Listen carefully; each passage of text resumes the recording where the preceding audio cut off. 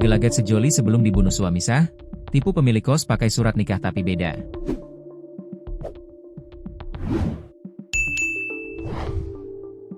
Terungkap gelagat sejoli AA, 36, dan EFD, 45, sebelum ditemukan bersimbah darah di rumah kos kawasan perumahan Gria Anugerah, Desa Martajasa, Kelurahan Melajah Kota Bangkalan, pada Selasa, 22/4/202025. Sempat dikabarkan, AA dan EFD adalah pasangan suami istri yang memilih indekos di rumah tersebut. Namun belakangan diketahui, keduanya diduga pasangan selingkuh yang lari dari pasangan sahnya. Keduanya tewas di tangan R, 44, suami sah korban EFD.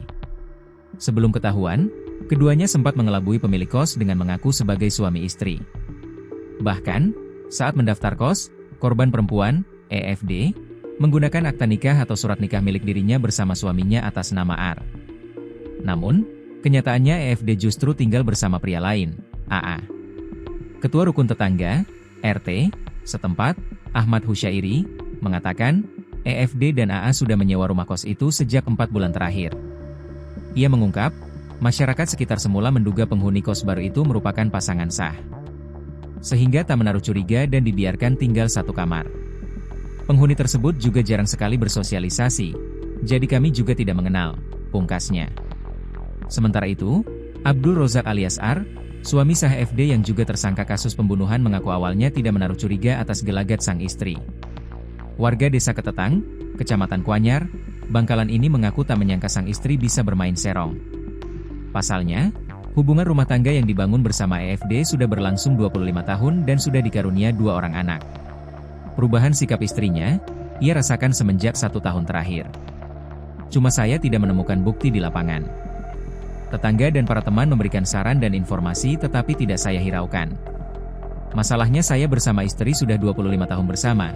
Saya tidak terpikir istri saya semudah itu. Berpaling, ungkap AA di hadapan Hafid. Upaya mempertahankan biduk rumah tangganya selama 1 tahun terakhir tetap dipegang kuat tersangka R. Selama itu pula, ia masih berupaya tidak menggubris informasi miring tentang EFD. Namun pendirian R mulai goyah setelah pria berambut gondrong itu menerima masukan dan saran dari beberapa temannya.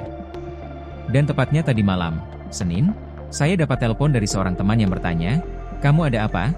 Hubungan kamu dengan istrimu?" Saya jawab baik-baik saja, namun ditimpali teman dengan kalimat, "Oh jangan begitu, istri kamu dibonceng orang." Tutur R menirukan percakapan dengan temannya. Dari situ R mulai berupaya mencari tahu sosok pria idaman lain yang disebutkan hanya mengendarai motor gede dan melaju kencang membonceng istrinya ke arah barat.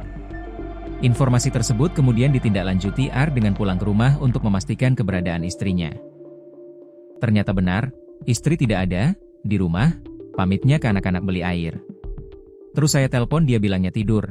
Saya bilang tidur di sebelah mana wong saya di rumah. Tapi telepon dimatikan, terang R.